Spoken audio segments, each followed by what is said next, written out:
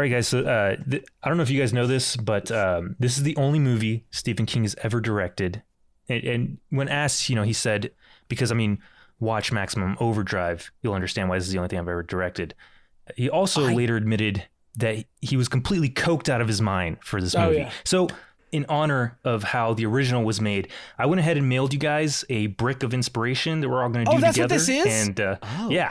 Oh. So let's just go ahead and do that right before we jump in. And the mailing thing does kind of break the facade that we're in a basement somewhere in Hollywood, but yeah, sure, we can. I use the mailroom to do it. Sent it up, sent it back down. Yeah. They were confused. There's also a basement in Hollywood, so it's pretty easy to come across this stuff. Lots of cocaine. This stuff comes out of the walls. That's drugs? Oh, yeah, you didn't. Don't eat the cake. You didn't, use it to... Don't. Okay. There's a cake in the fridge. Don't eat the cake. Might want to eat that cake. Yeah, we might want to for this sequel. Hello, listeners, and welcome to the podcast where we watch a movie and dare to ask the question, what if cars got mad? We are three unpaid interns who have been locked away in a basement somewhere in Hollywood and forced to churn out sequels to movies that nobody asked for. So grab some popcorn, maybe some cocaine, and join us on the ground floor of Sequel Factory. I am Roger. I am Jett. And I'm X. And we're all on cocaine! Woo! Everyone's calling me... From now on, I have to be referred to as Roger. Call me Jetstream because we're going so fast in our big trucks.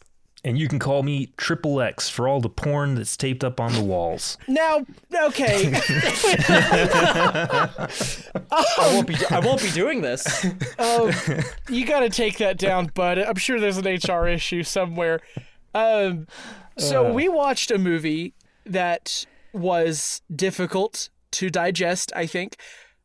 Whenever I explained to Jenna what movie we were watching, she had kind of a Vietnam flashback. Whoa. And thought back to a time when she was very young, probably 9 or 10 years old, and she said, hold on. And she Googled it really quick, and she goes, this movie gave me years of nightmares. I did not trust going into hardware stores because power tools scared me. Holy crap. Steven, you did it. Yeah. Good job. He's one person. Good job, right? Stephen King, you scared a 9-year-old. Wow. And that's his only thing that's successfully done that. I don't know many 9-year-olds, but I was one once. That's cool the end of that. We watched Maximum Overdrive. Maximum Overdrive. Maximum Overdrive! A movie that has a title that is said only once. One time. And the credits don't roll immediately afterwards. I was disappointed. It's the sequel to Minimum Overdrive. Yeah. Will you hold on a fucking second? Hold on. Prequel? Minimum Overdrive? Under this format, we haven't done a prequel yet, so that's a possibility. But we have to talk about the first movie We'll for do just a sequel second. to the podcast when we finish Sequel Factory and our body of work is complete and perfect. We'll do a sequel to this podcast called Prequel Factory. Can you give me a hard number? How many episodes do we got to do until we're done? Half. Perfect. We could always just spin off to a prequel factory as well. That's true. We got to make as much money as possible off this stuff, man. Because this isn't enough. We've got to grow. We could franchise it out. Get 3 other hosts.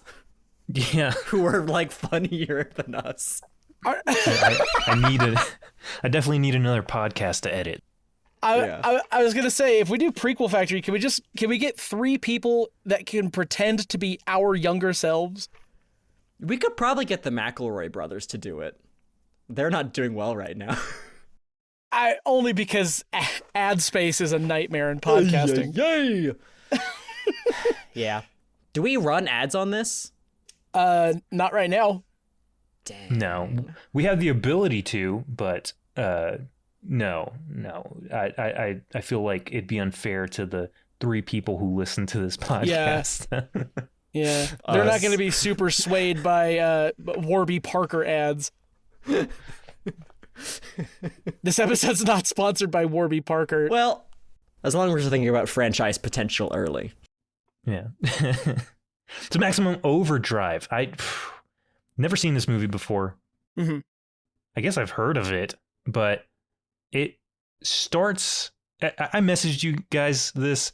The very opening shot of this movie is just a still of planet Earth with text over it, right? Talking about some comet or whatever. Right. First thing I noticed is that the image is backwards. It's like it's Earth. It's like backwards over Earth. Africa, but it's like mirrored. So it's just, I was like, what the hell? And you could tell immediately that Stephen King was coked out of his mind for this, because the little details will definitely let us know. He also credits this movie as to why he doesn't direct anymore.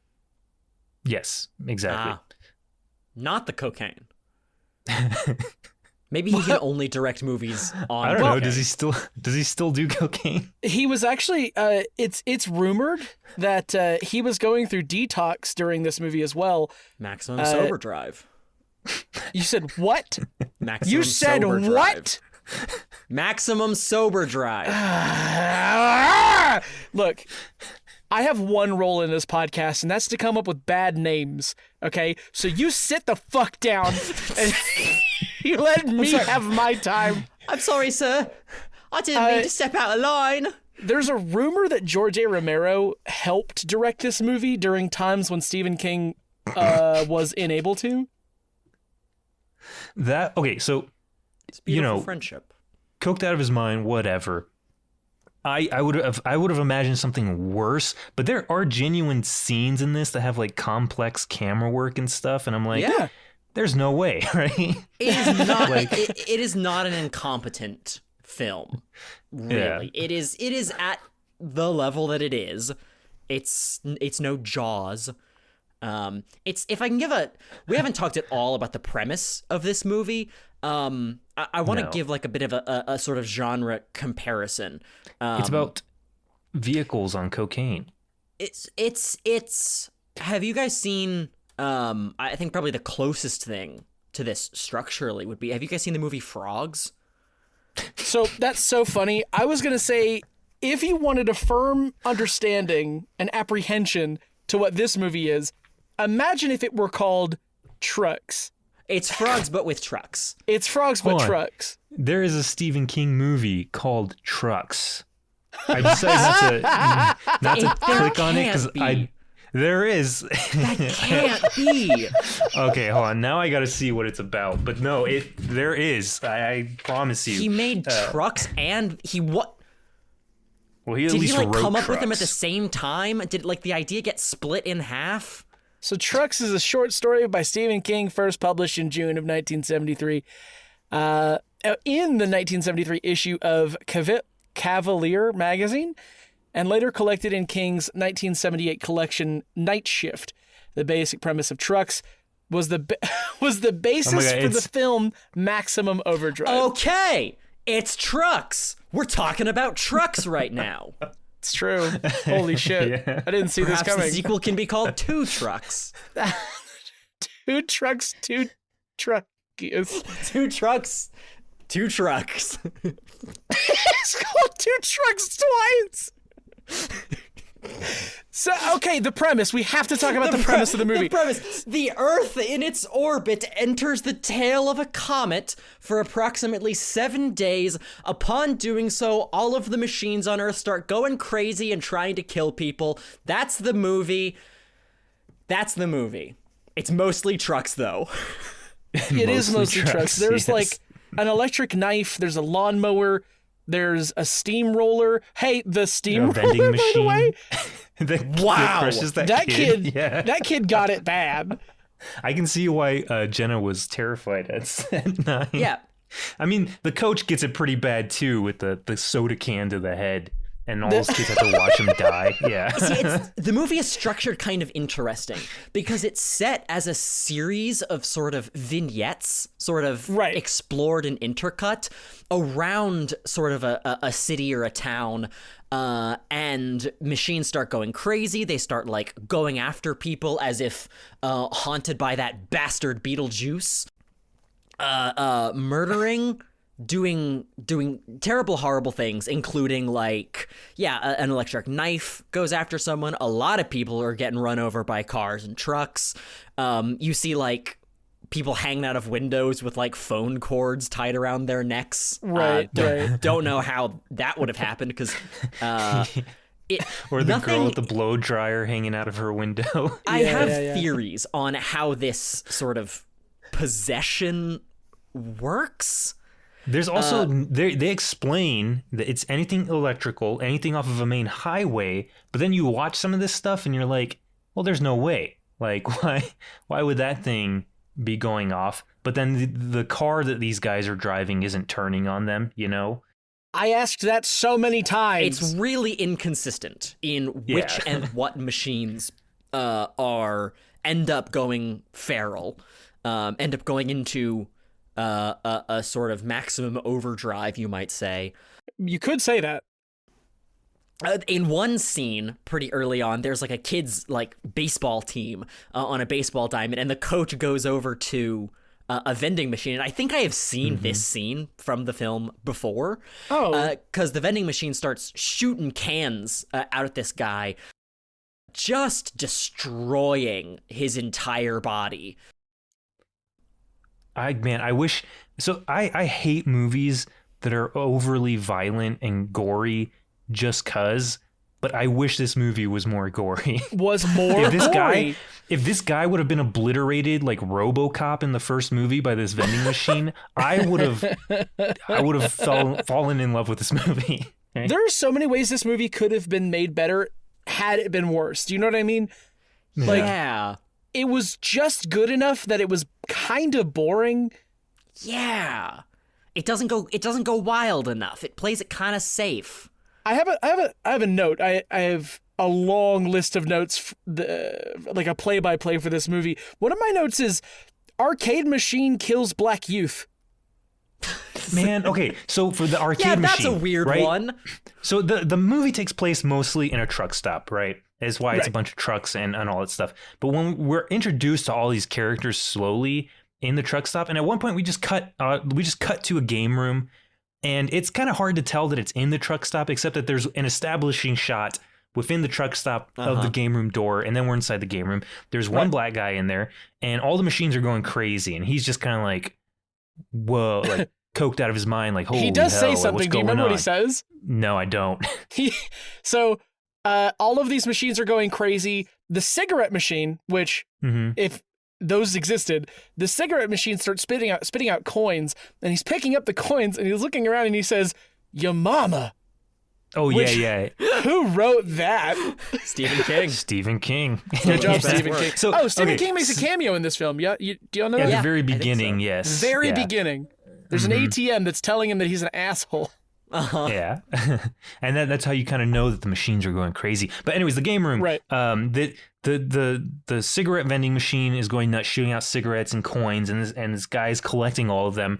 And then as he gets up to go leave, one of the machines that's been going off the whole time just happens to catch his attention just now. And he goes and he touches it and he's shocked. Like a shockwave goes through his body and he goes flying back. And then everybody runs into the room to see what happens. I don't know about you guys. I was really hoping that he was going to be just a skeleton when they cut to him. But he wasn't. I thought he was going to end up like mind controlled.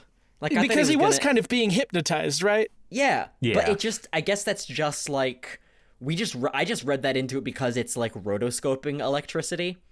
Yeah. So it looks like something more significant is happening than just a guy I will say that's probably shocked. where most of the budget went, other than these. I know, right? Like, no other machines do an electrical attack in the film. If they could, all of these people would be dead, because like technology is used by humans throughout the film. Yeah. And if all of this stuff could just shock people to death, it'd be over. But I think so they much used quicker, up their right? entire rotoscoping budget, and they couldn't do it again. Yeah. So slowly we start to see vehicles, most notably a Green Goblin truck, Yes. just start driving on their own. And the thing that drove me nuts about this movie is completely unnecessary, but we see how everything turns itself on. Like, we see the key ignition turn with no key in it, and buttons push themselves and knobs turn and stuff. And I'm like, why though? Like, it could just start moving on its own, would be just as scary. But instead, I guess I needed to pad the runtime, so they just kept putting these little things in for a movie that's only an hour and 37 minutes. I mean, I'll give it some credit, right? Because if it was entirely consistent and machines in the film were only ever shown to be operating on their own, yes. But, like, sometimes there are people driving cars that don't go crazy. So I think they really want you to know, this ain't a person doing this. It's comet juice. Yeah, but I think we could have gotten juice? that idea. Mm-hmm. Yeah, comet juice. The juice of the air. Comet juice sounds like a really, like, 90s energy drink. This movie also has the most competent characters who just solve it all. Like, they really after do. having a few beers and some breakfast. Yeah. It helps that, like, the gas station owner has a bazooka.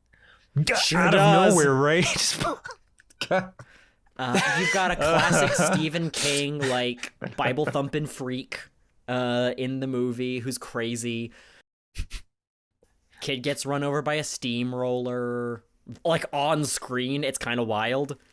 You see the back of his head get crushed or whatever. It's clearly a dummy, but like, still, for 1980 whatever this was, that it probably freaked some people out in theaters. It would have freaked me out as a kid. All of these characters from all these different disparate locales end up meeting together in this truck stop, which ends up surrounded by the primary threat, which is like big rig semi-trucks.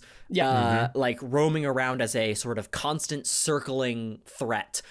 Stephen King, I think, really likes to stick a group of strangers in a building surrounded by monsters. It's like surrounded by a threat. It is the exact same formula as was The Mist, I think. Yeah. As birds, as Cujo, as there's got to be another one I can think of. Birds, not Stephen King, I think. There was I thought it was a movie, and the last time when we were discussing watching this movie, I was trying to think of it, and I couldn't remember the name of it. And it's my gosh, it's not actually a movie. It's a mini series. It's a TV mini series, but it's a bunch of people stuck in an airport.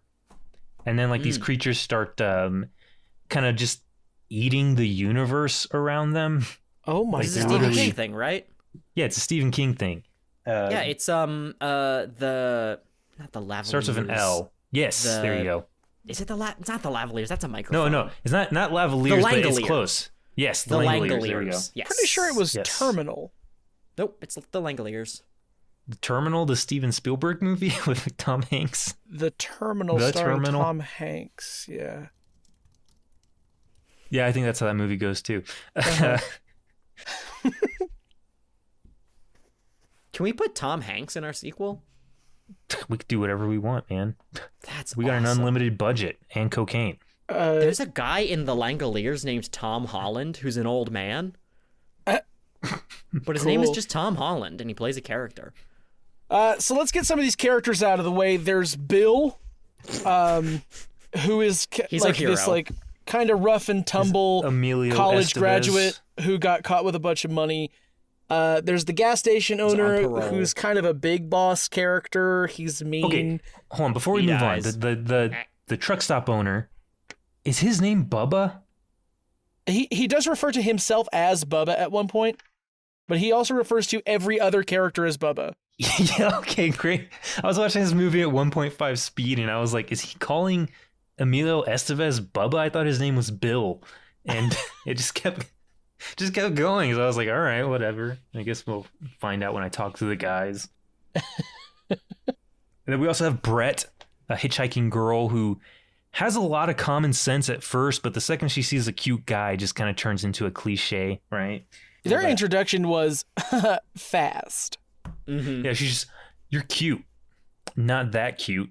About 2 hours later, they'll be getting pretty intimate. She does just enough like, hey, leave me alone. I'm serious.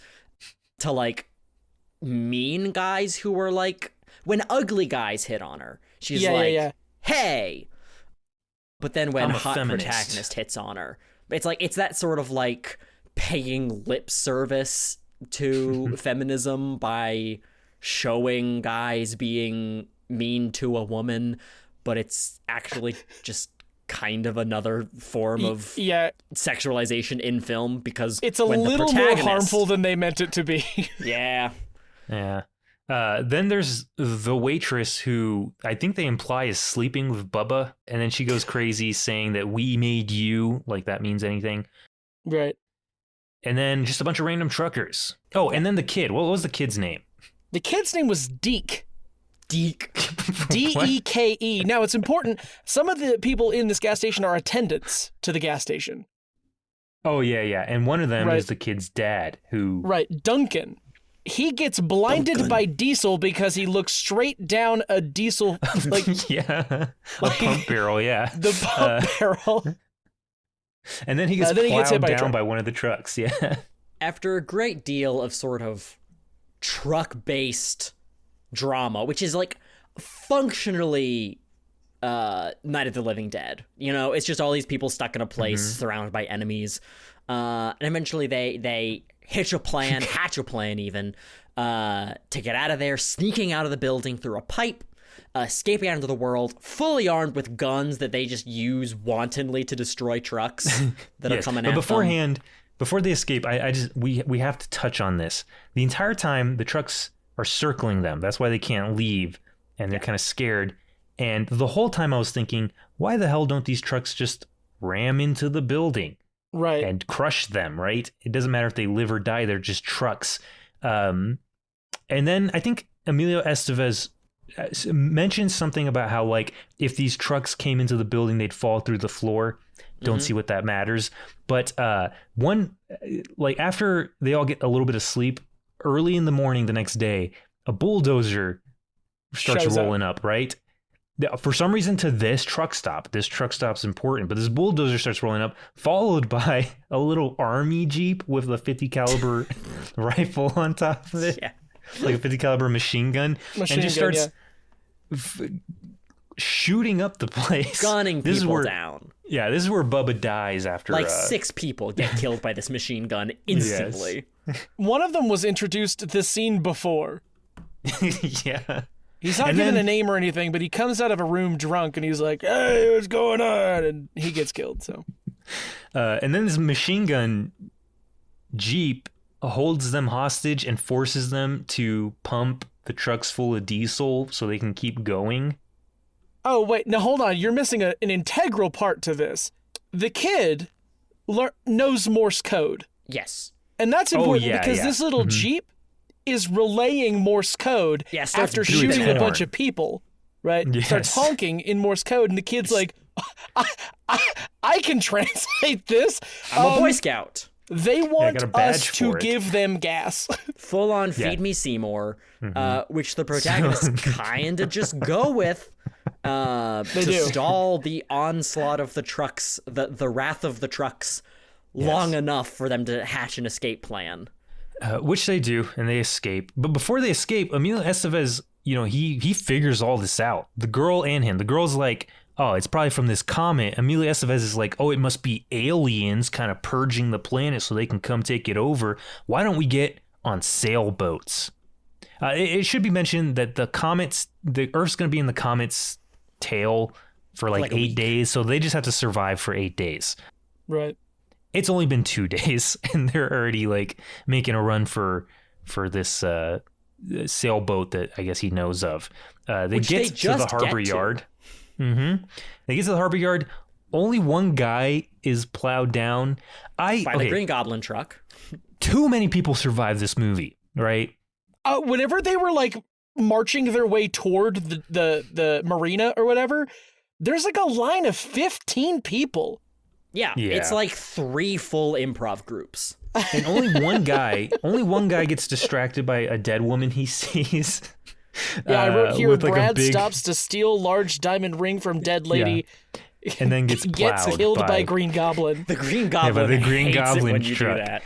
And then Emilio Estevez shoots the Green Goblin truck with the bazooka, blows it up. They all hop onto the sailboat and sail off to freedom. Oh, you know what? There is one kill, not a human kill, but whenever they're trying to get to the boatyard and they stop in front of the burger place and the this speaker's like, the humans are here. And then the kid, Deke, is like, this is for my dad, motherfuckers. And he like shoots it up. Yeah, blows up the speaker at the burger joint. Burgerline, I think is what it's called. And I have a quote here. It's, "This is for my dad, you loudmouth son of a bitch." And he really Scarfaces his way to destroy this intercom. And then he passes off the gun to be like, I've done my part. He's haunted by what he's done. And like gives the gun to Brett. Like, I can't look at this thing anymore. Do you know how excited I was to see the return of the ice cream truck? And it gets destroyed in that scene. Immediately, yeah. So that's what I'm saying. Too many people survive. They, while they're all either the ice cream truck should have taken some of them out, or as they're walking to the sailboat in a group of like 30, the Green Goblin truck should have came by and like ran half of them over or something more intense. But no, we just get one guy gets killed because he's greedy, and then we get the happy ending. And they state that a UFO showed up a couple of days later. Oh my God. I can read it. I screenshot it. It's the most buck wild ending because the theory, Bill's theory, is that aliens have in some way like taken over these machines. They're moving house, and these aliens want to clear the new house of its current residents. Yes. And so they have in some way like taken over all of the machines. I don't know what this has to do with the comet. I think Bill's theory straight up sucks. I think it is a dumb as hell theory, and he's just wrong about what's going on. The only thing that even slightly points to the idea that like this is aliens trying to purge the Earth of humans are the virus. Nature is healing, or whatever. After they escape on the sailboat, text comes up on screen that says, 2 days after, a large UFO was destroyed in space by a Russian, quote, weather satellite, which happened to be equipped with a laser cannon and class 4 nuclear missiles. Something the Russians have. Approximately 6 days later, the Earth passed beyond the tail of the comet exactly as predicted. The survivors of the Dixie Boy truck stop are still survivors. That's beautiful. And then that'll lead us into our sequel. So I guess there was a UFO also like tailing the comet? Like, or maybe it was why were we told about the comet? Right, if there's just a UFO... Unless they're controlling the comet. Yeah, but maybe it's supposed to be like a misdirect. Everything has to lead back to Bionicle, doesn't it? If you don't know what I mean, don't worry about it. We don't have time. Check out Jett's YouTube channel to learn more about Bionicles. For you. I got a lot of good Bionicle In fact, if you videos. in order to listen to the rest of this episode, you're gonna have to pause this, go to Jett's YouTube channel, watch every Bionicle video he has. A major plot point and reference to Bionicle is going to come up at least once. So later on in the episode. So if you don't get it, you're gonna feel like a fucking idiot. Study up. No, I think it's just supposed to be a misdirect, and then they're like, it was aliens the whole time, which is stupid, but I'm fine with being lied to in a movie. Like, I'm fine with unreliable narratives. Theory being wrong, yeah. But when the main character is like, I'm pretty sure it's aliens. Like, I'm left to assume because he went to college, like, maybe he's got a point. But, like, why are we still talking about the fucking comet? Yeah, right? Like, at that point, once it's aliens, it's also like, I don't buy the idea that these machines are just, like, being, like, controlled by the aliens as tools of a purge, because these, like, trucks and machines have, like, self-preservation instincts. Yeah. They're, like, intelligent and, like, negotiating. I don't think that's just control. I think they are genuinely being animated in some way by, like, the tail of this comet. And I don't know if that is, like, no, I do know what it is, right? So here's my theory. Okay. Which... my thought, because the only way this makes sense is if there are entities that are capable of an incredible level of precise electromagnetic manipulation. Because they are like, these machines, once animated, are able to, like, move parts of their, like, bodies that don't have, like, motors or servos on them. Right, they're like, completely mechanical, like the machine gun or like the little release valve for the gas in the fuel truck. There is no mechanism by which the key of a truck could be, like, turned unless something is, like, able to manipulate precise magnetics within the mechanism. Jett, are you suggesting that the aliens were ghosts? And I think they are functionally electromagnetic what I was ghosts. Thinking. Yeah. I think they are intelligent, like, beings that are being, like, pulled along by the magnetic tail of the comet. And as they, like, pass over Earth, they find and possess vessels that they are able to, like, control and manipulate both the circuitry and mechanisms via electromagnetic forces. That is the only thing that makes sense. See, I think this movie would make a whole lot more sense if it took place today, where everything is, like, electric. Digital, right? And Bluetooth, right? Yeah.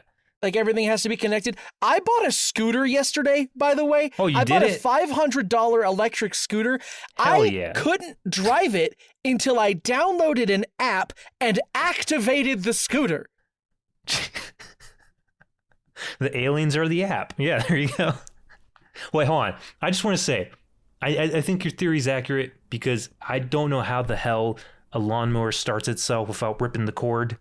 Right. Okay. Right. Okay, Stupid. Continue. Crazy film. If you say right in the right way, it will sound like a lawnmower trying to start. Right. Is that good? Do you like that? That's all. Very good. I loved that. So here's what I'm thinking. Deke is the ruler of this island.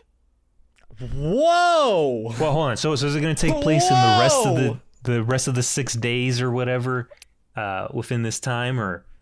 I think it's got to be modern day. I think we've got to jump to the future as the comet comes back around on its orbit around the sun. That's exactly what I was thinking. This comet's got to make another pass. Yeah, and it is able to take control of the digital technology this time and make another attempted invasion.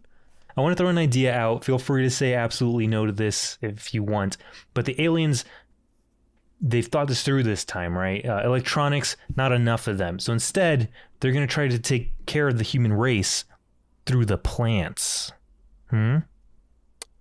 Is that not the happening? That's the plot of The Happening. Yeah. Planning to kill me, to murder me in my sleep.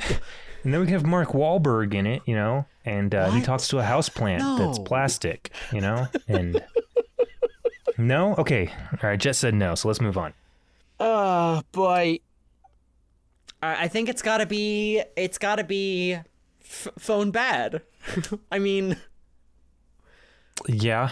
I don't mind phone bad. Phone definitely bad, but phone needs to be more of a threat.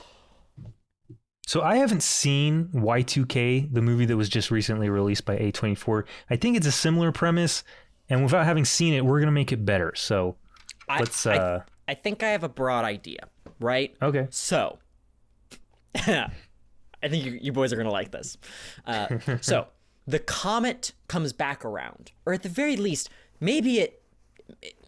Yeah. So the comet comes back around. At some point, we've got to integrate the UFO, and I think I actually know how to do that. Okay. Okay. So, the UFO, right? We're just on Earth. It's modern day, and probably the main character can be Deke, the kid from the last movie. Sure, he would be who like is what, now like grown up, probably very middle aged. He'd be in his by- 50s. Yeah. Played Yeah. by Tom Hanks, maybe Tom Hanks. Tom Hanks is way past his 50s. Hey, Tom Hanks can play Bill? any of the dudes who any of those truckers who lived at the end. Yeah, we don't know any of them, but He could be but the he fat lived one.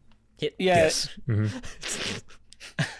No shade on Tom Hanks, but the fat guy, I never learned his name. So. But he was like lovable, and he was one of the survivors at the end. He's the one who took out the ice cream truck. Oh, true. Okay. Yeah. So that's Tom Hanks. It's modern day. The world is inundated with technology, but Deke, traumatized by technology as a child, lives like essentially like off the grid, right? Oh, is he a Unabomber type? Yeah, right. He's like Okay. a homesteader. He's like Laurie Strode in the 2015 Halloween. Mm-hmm. He lives kind of separated from technology, almost like Amish, like off at the fringes of his town. But he does have a family, right? He had gotten married, got in a relationship with a woman, but ended up divorced as technology advanced and the world moved to a technologically reliant place, right? Where like you can't get a job without a phone, all of these things, Right. Deke refused to integrate any of this into his life, and it tore apart his relationships with his wife, his broader family, and so now he is just pretty alone. His grandkids still like try to visit him. In fact, like maybe like one of the grandkids is also like another perspective. Maybe like Deke is one perspective, one of the grandkids is another. The Tom Hanks character, who also survived, is another perspective. So we can kind of start with the same formula of all of these different people who kind of end up in the same place, right? The movie progresses and stuff starts going weird technologically, right? Like all of the digital stuff now is starting to go crazy. Like people's accounts are getting hacked, traffic lights are getting messed up, all of these like digital computerized systems all over the world. Jett, you're using a lot of words to basically plot out exactly what we know is going to happen.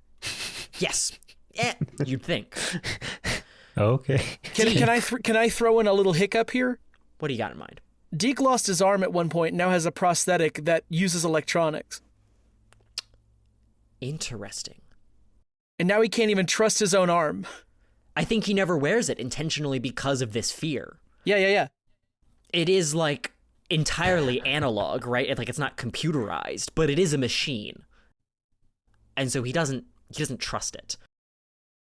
But when everything starts going bad and like all of the Teslas start going crazy and like blowing up, that's not part of the thing. They just do that sometimes. Yeah. But the Teslas are like going crazy and ramming people and people start dying. And Deke is like, only I know how to deal with this. I gotta go like save my family. And so he gets on his sailboat and goes back out to the mainland to try to find people. Chaos is reigning all over the place. It's way higher budget, so there's cooler stuff. Incredibly gory, just people's heads getting crushed and stuff. Can a guy be completely obliterated by a vending machine? I love that. Like I need to see body parts Can it be the just same vending mystified. Yeah, it's the same one. But they've added a digital like tap to pay card reader to it. Yeah. Yes. And so he's just like at the vending machine, like trying to be like, oh, where's the like moving his phone around, trying to like find where the actual like tap to pay thing is, trying to do like an Apple Pay. And then his like thumbprint scanner on his Apple Pay. No, it's the little camera because it face scans you now. Yeah. It like face scans him. And then like comes up with like a little message that says, "You look like an asshole," and it's Stephen King. And then the vending machine just like launches taquitos down his windpipe. It'd be cool if we could get Stephen King for this one. Yeah, I think we can do it. Oh, you think he'll direct? Gotta be. Man, I feel like the legacy would kind of write itself, though, right? If we could get him to direct the sequel, why not? Right? Yeah. People would go see it. No, he just gets like eviscerated by large can of Arizona iced tea straight Just through the cranium. A puddle of mist by the end of it. Yeah. Yeah. I So feel like the end of the movie we cut back to him and it's still shooting cans and just a pile of flesh on the ground. This mass of blood and bones. What were you saying, X? No, so where does Deke go when he leaves the island? I think he goes to save his family. He meets up with his family, and they all end up in an observatory to get into the telescope and look up into the sky because they're like, but no one thought this comet would be coming. It can't be here. They look up into the sky and sure enough, freaking UFOs up above. Multiple UFOs in orbit. They're like, oh no, what's going to happen? And then they spot, behind the UFOs, the comet, returning, not on orbit, but self-guided. My pitch for the midpoint twist of the film is the comet arrives, and it turns out the aliens and the comet were never on the same side.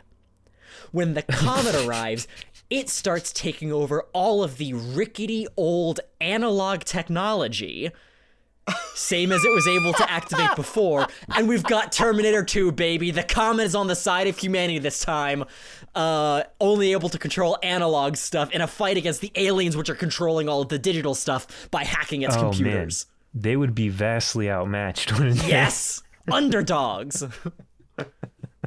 So, man. I mean, it would kind of speak to the durability of old technology versus new. Right? Because you've got Nokia phones going up against smartphones. I guess that's when still the comet digital, gets isn't here, it? it's basically like, hey, like, you did kill more of us, but, you know, we were going to go out anyway, but, like, probably, like, goes to, like, Deke and is like, you're the only ones who showed us any mercy, you know, in refueling us. Yeah, even though they were forced to. Yeah. Yes, but, you know. They play a recording of what did he say, Roger? This is for my dad, you loudmouth son of a bitch, or something like that. Is this we'll you? Let bygones be bygones. Okay. And right when things... Sorry, go ahead. No, I was just going to say, I like the idea of, like, mechanical sort of analog technology versus, like, all this stuff that's planned obsolescence kind of going up against each other. And so it's like bulldozers, a really good blender from your grandma that's never broken. Versus, like, Roger's scooter. Yeah, my new scooter that requires Bluetooth to do anything. I can turn it on and off with my phone. There's no fucking point. Why would I be able to do that? And I think in the middle of this, like... aliens. Deke finally they're like, I can't work with the things that cause me so much torment. And so he's, like, kind of, like, down. And then... I don't know, maybe like a backhoe like picks a flower and gives it to one of his grandkids as a peace offering, and he sees, okay, well, they've changed, right? Like their experiences here. They've evolved to a sort of progressive sort of peaceful culture in the last like 40 years off in space. They kind of reflected and be like, maybe we were a little bit harsh. That almost sounded like God for a second from the Frogs episode. A little bit, could be.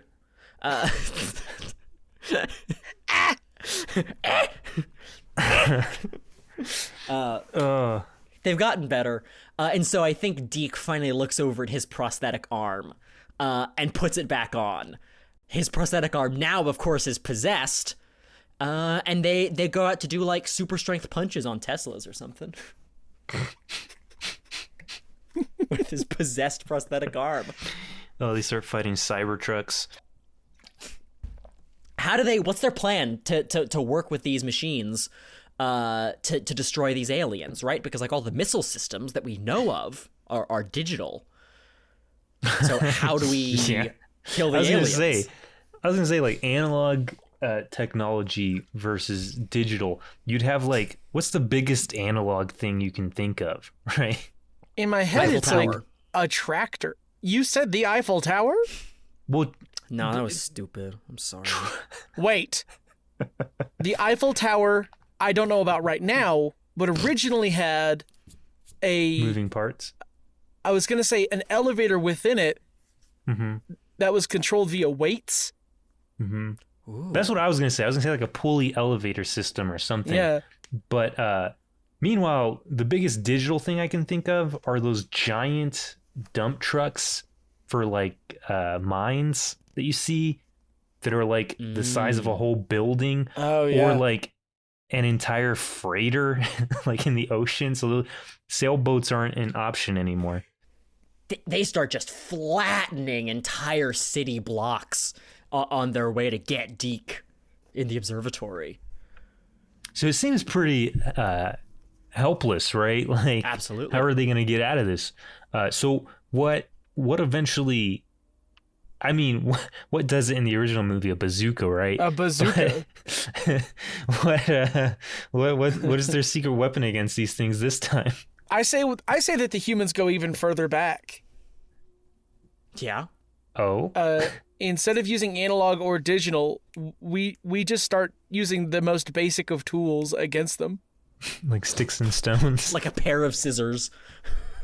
Like simple machines, right? Like hinges, pulleys, levers.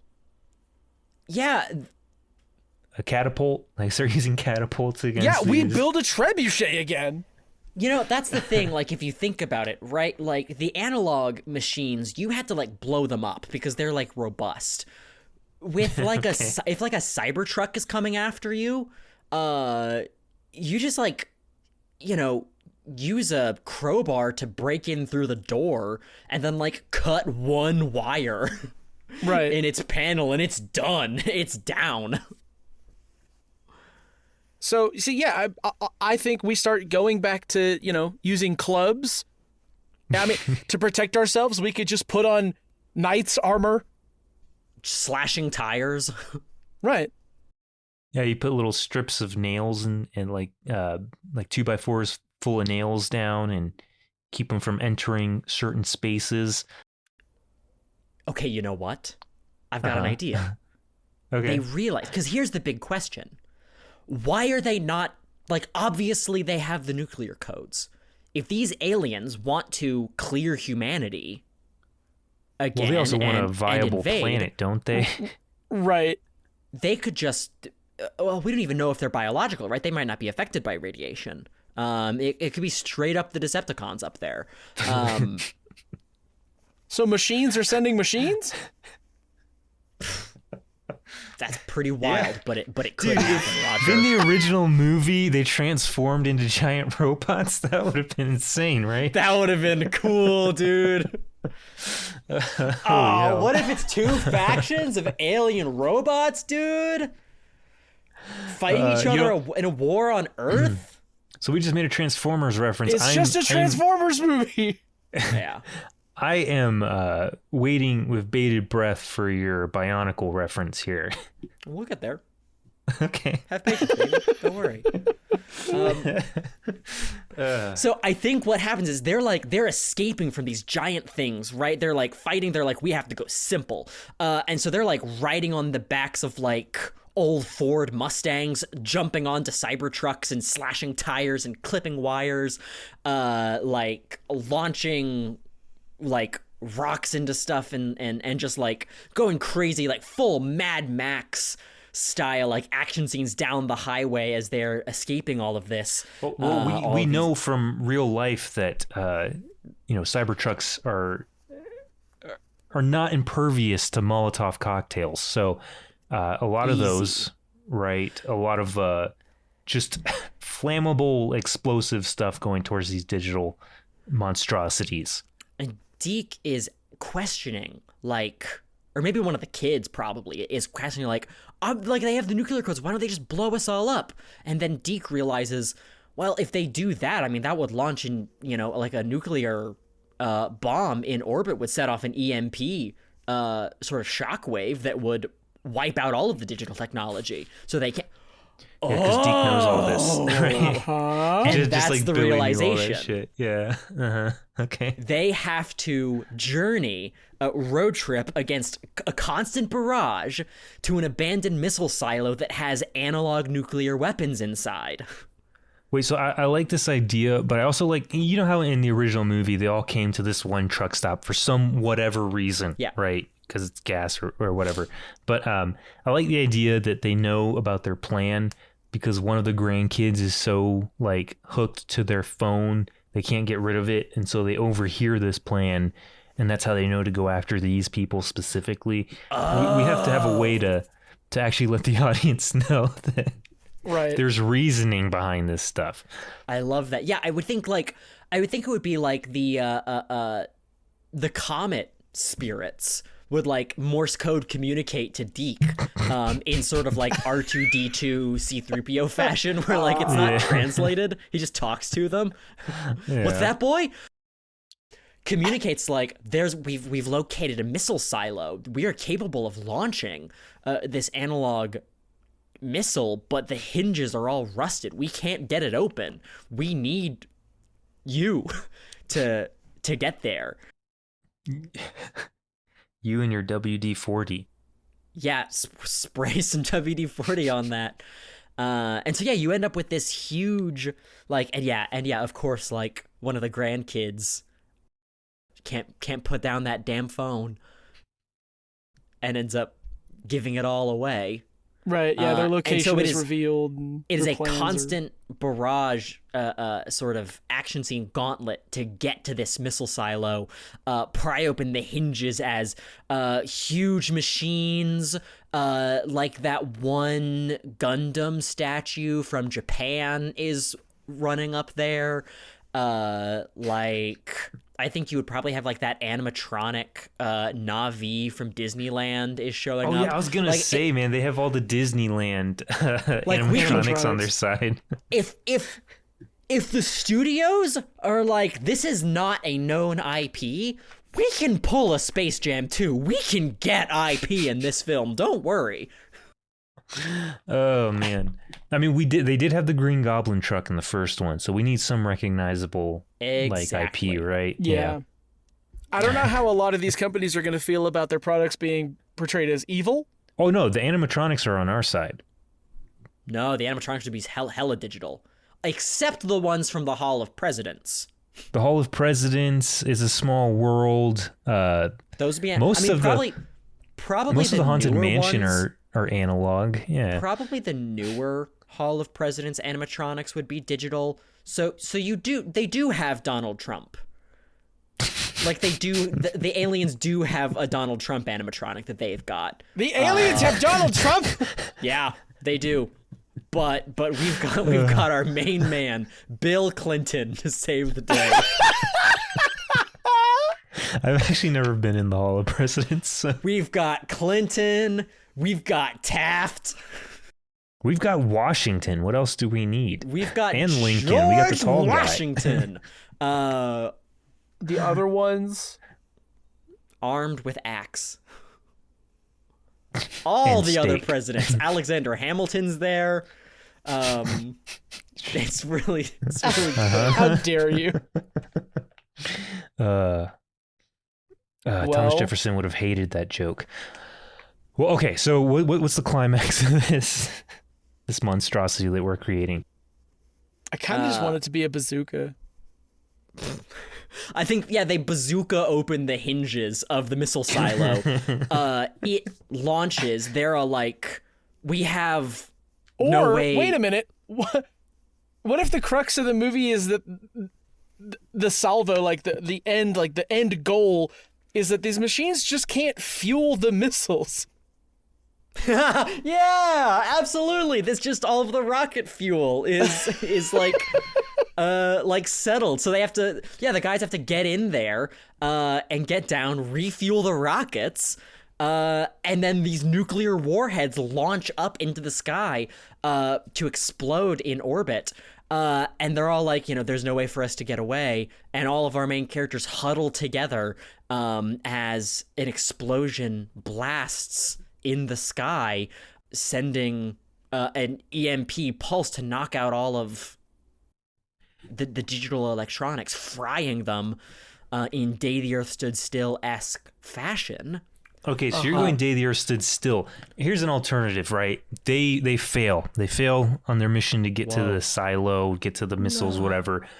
And they're hopeless. They're surrounded by all these electronic beings. And then War of the Worlds fashion, they all start dropping because they've lost their charge. They can't charge themselves. They refuse can't. to put they refuse to put solar panels on electric cars. So like these things are just dying out, right? They've got those little robot dogs that can like plug in their lightning to act as like little handlers. Yeah. Surely there's enough robots that they could plug themselves in with USB-C. See, I don't think so. And I think in that case, this whole invasion would last like 8 hours tops, right? It really depends on what company designed them. Yeah, I guess that's true. But yeah, I can see like, okay, I think they launch off. That's what, no, you know what? I agree. I don't think there are enough robots with hands, realistically, that like the Tesla superchargers are gonna get very far. So I agree. Like I think like the warhead launches up into space. Like they succeed on that, and then a UFO comes down and just like tractor beams it and catches it, and like just like tosses it out, deactivated out into orbit, right? Like, that's not gonna work. And the aliens are like coming down and they're gonna kill. And then one of the analog machines, I want it to sacrifice itself to save the protagonist. What would that be? Like, what's an iconic analog thing that could come down and like shield the opponents or shield the good guys from danger? The ice cream truck. A fleet of most ice cream trucks are still pretty old, you know. Yeah, you don't see a lot of new ice cream. Hey guys, why aren't there any new ice cream trucks? Hey, I'm noticing a problem in the world. I don't think I've ever seen a Mercedes ice cream truck. I'm Bill Burr. What's up with the fact that there's no ice cream trucks out here? What, we don't have fun anymore? I think rich people should be killed and kids should have more ice cream. Is that a crime? Yeah, I think we should bring back the guillotine and have ice cream trucks there to serve the crowds, right? Right. Yeah. Yeah, no, I think the end of this movie would have to be a freeze frame on the main cast of characters enjoying ice cream from their new friend, the ice cream truck. As the aliens are guillotined in the background. I think like no, I don't know. Yeah, maybe I guess an ice cream truck. Like the big there's a big cone on top with like a big spring that kind of makes it rock, right? And then the springy ice cream cone is what stops the missile itself. I mean, there'd be a huge radius of people that are still instantly vaporized, but sure. At least it didn't hit them directly, right? I can envision this fleet of ice cream trucks after like saving these people. I think it's just like a barrage of laser fire or whatever from the aliens beaming down as the ice cream trucks come to say they're all hiding in the trucks, and they start beeping at the protagonists and be like, we were cruel before, but we know now the kindness that is possible from your species, and we will not let it be destroyed. And all of the spirits leave the ice cream trucks dead on the ground. And as the comet pulls away, they fly out into space, managing to disrupt the tractor beam field of the aliens have around the nuclear warhead. Just enough. They're like burning up as they try to get through this field. Enough to let one entity through, possessing at last the atomic warhead and blowing it up in space where it was tossed by the alien ship from before, knocking out all of the alien ships in orbit, which then get pulled away by the gravitational pull of the comet. The aliens Jett, has are gone. anyone ever accused you of speaking in run-on sentences? No, that's new. That's never come up ever. No one's ever noticed that before. No. Have you ever listened to any of our episodes? No. Yeah. I edit them as much as I can. Every time I think you're done with a sentence, it's followed by and then more sentence. That's good improv, baby. I'm yes-ending myself. I don't think so, buddy. That's good improv. It's good though because I had nothing for this movie, so A good performer, just taking it all in. when they get that spotlight, they just keep it. Yeah. It's a real Michael Jordan move, huh? The rest of the Bulls didn't have to touch the ball. They didn't have to work as hard. They got paid the same. We're getting paid? No, we're interns. All right, Roger. So then, fine. The comet is pulling away all of the alien spaceships. No, Jett, that's the problem. You got all the good ideas. Everything you said was correct. You just kept going. Conflict. I'm sorry for having all the good ideas too fast. It's absurd that it was this episode that X and I finally got to do some cocaine, and you just continue on your bullshit. Oh man, our producer on our other show, I think, literally said that right. It seems like Jett's always on some cocaine before he gets on the show. Yeah. All right, well, this is for my dad, you loudmouth son of a bitch. Whatever. God. Is that the movie? Look, folks, we're at an hour and 5 minutes. That has to be the movie. Yeah, I think so. Roger, just give us a final image to end on. Yeah. What the freeze frame This was your of them choice. eating ice creams. Okay, but there has to be a title over it. Oh, True. right. Deke went on to grow a new arm, and Whoa! the radiation from the bomb exploding in the upper atmosphere made nighttime impossible, and now Whoa. the atmosphere is burning constantly. We have very few weeks to live. Jesus Christ. Question Perfect mark. setup for the third movie. All right. What's the film Okay. called? Oh, What's the what? What's the film called? The name maximum of the movie. overcharge. Oh, Huh. that's actually Max. good though. That's actually Max. clever as hell. No, X, shut the fuck up. You did it. You did it all right. already. They're buying. Stop selling. Oh, damn. Okay. Fair enough. That's so good. Well, do we have another movie for the next episode? I thought since you picked this one and I picked the one before, it'd only be fair for Jett to pick the next one. If you have anything in mind, Jett. I can't possibly. I can actually. Uh-huh. Oh. I would love to do Little Shop of Horrors. Okay, we're keeping it oldies. Sure, why not? I don't think there's a sequel to that. Not yet. I do think Hollywood's working on one. But until they create like a bigger Shop of Horrors, I think we're set to go.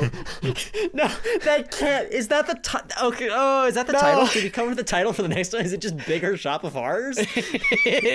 Yeah, I like that it's bigger. Not suggesting that it's actually large. It's just bigger than little. It's not a big Shop of Horrors. It's just a bigger Shop of Horrors. Bigger Shop of more horrors. Well, dear listeners, next time. Let's hope that this is the sequel, and I doubt it. That will win us our freedom. But if that doesn't happen, you can expect to hear another episode 2 weeks from now. This one's gonna work. Maximum Overcharge? Huge IP potential. Yeah, the name itself is probably enough. We've got Taft in it, dude. Maximum Overcharge. We've got Taft. Hold on, before we end, I do want to say, Trucks, the little TV movie they made called Trucks that wasn't Maximum Overdrive, had a perfect a tagline. It's "You turn, you die." Oh, just like fun fact when you're driving and you make a U-turn. Yes. Yeah. Oh, that's good. X, say the thing. We'll catch you guys next time on Sequel Factory for part 2. The sequel continued.